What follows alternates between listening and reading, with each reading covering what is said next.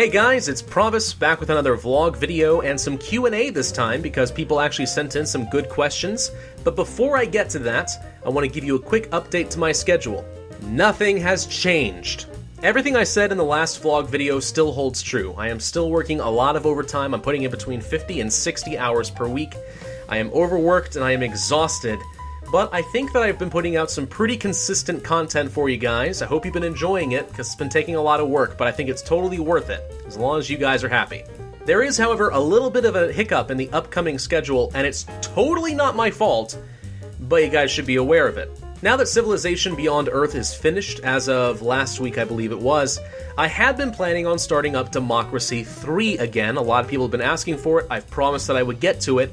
Unfortunately, there's a little bit of a problem in that the game is kind of broken right now, and there's not much I can do about it. Back in late September, the game got its first patch in like a year or so, and unfortunately, at least for me, it's proven to be a game-breaking patch, and for a lot of other people as well, the result being that you can't start a new game or load a saved game without the game crashing immediately.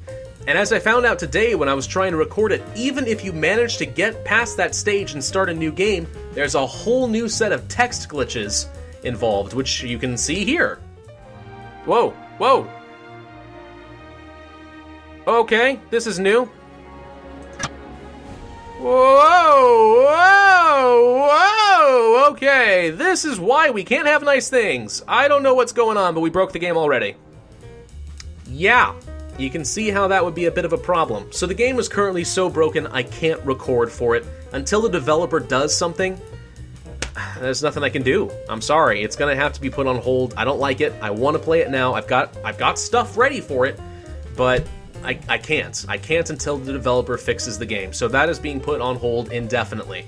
And unfortunately, Democracy 3 was kind of what I had been planning on doing for the next couple of weeks, so now I'm in a position where I've got EU4 and some RuneScape videos and not much else. So this next week might be a little bit shy on some videos. I'm going to have to figure something else out that will fill the time.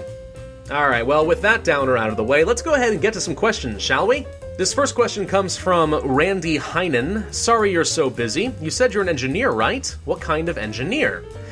Well, I am a mechanical engineer, or at least that's what it says on my degree.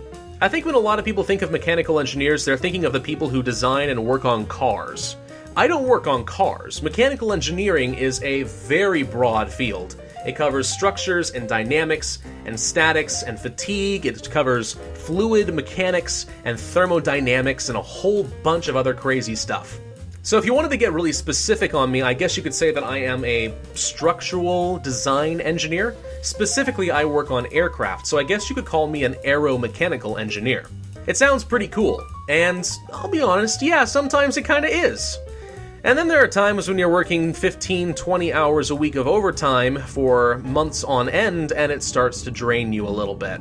So that's also a thing. Next question. Venture Cloud Games says, forgot to thank you for attending twice to my requests. First question, where did you get that nice jazzy background music? And second question, will you do the walkthrough of To the Moon's DLCs? Well, in answer to your first question, the place that I and a lot of other YouTubers get our music is from Incompetech.com, and I'll include a link in the description, but this is a place of getting some really solid royalty-free music. There's a lot of good stuff there, so much variety that I can pull from good adventure sounds to background soundscapes to horror music or whatever else it's going to be, and I use it for a lot of different stuff. You may have heard it several times in my RuneScape videos. So if that's something you're looking for, absolutely go check this guy out. Just make sure before you use any of it in your own YouTube videos, you take a look at the license requirements for Creative Commons.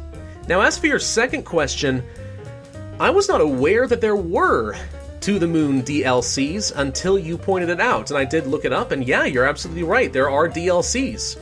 And I loved To the Moon. It was a great game. I cried. You ever want to see me cry in a video, go for it, because that was a beautiful game. I loved it.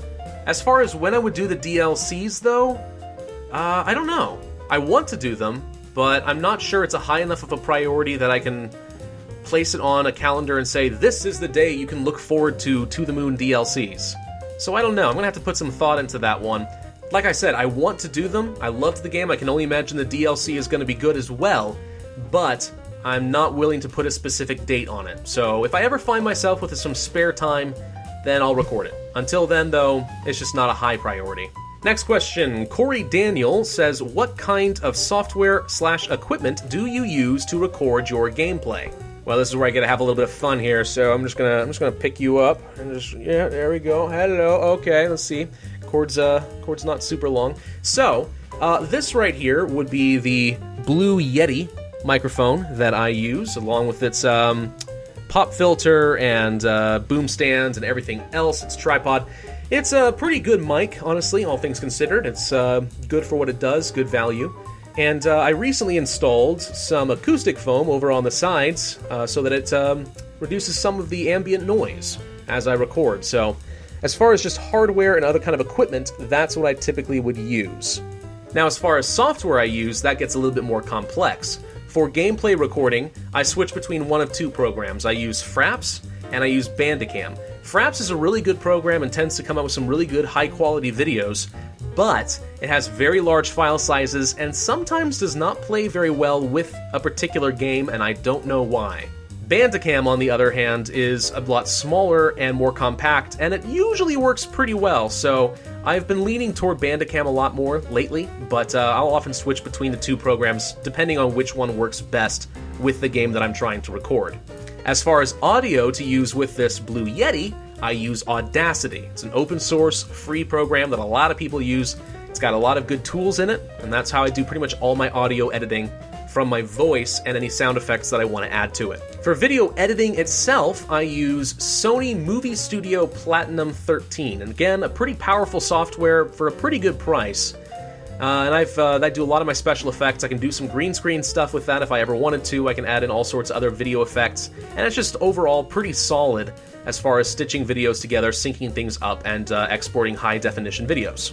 Hope that answers your question. That's everything I use pretty much. There's a lot of moving parts, but it all works together pretty well, I think. I've got myself down to a pretty solid system.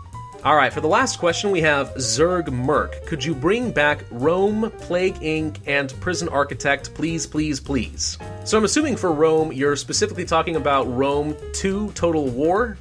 No. No, I don't think I'm going to bring that one back at all. That game really kind of was lackluster. It was really not compelling at all, and I haven't touched it since I did those videos a while back, and I just have no interest in playing it again, so that one probably not. But for Prison Architect, absolutely I want to bring that back. Prison Architect was pretty recently released out of its alpha and beta, and it's a full released game. And I would love to get back into it, check out some of the new features they've added in, build up a new prison, revisit Tiddlewink's Funhouse. That could be kind of fun. So I don't know when I'm going to get to that, probably in the next couple of months. But yeah, Prison Architect is on my schedule list, definitely. As far as Plague Inc., though?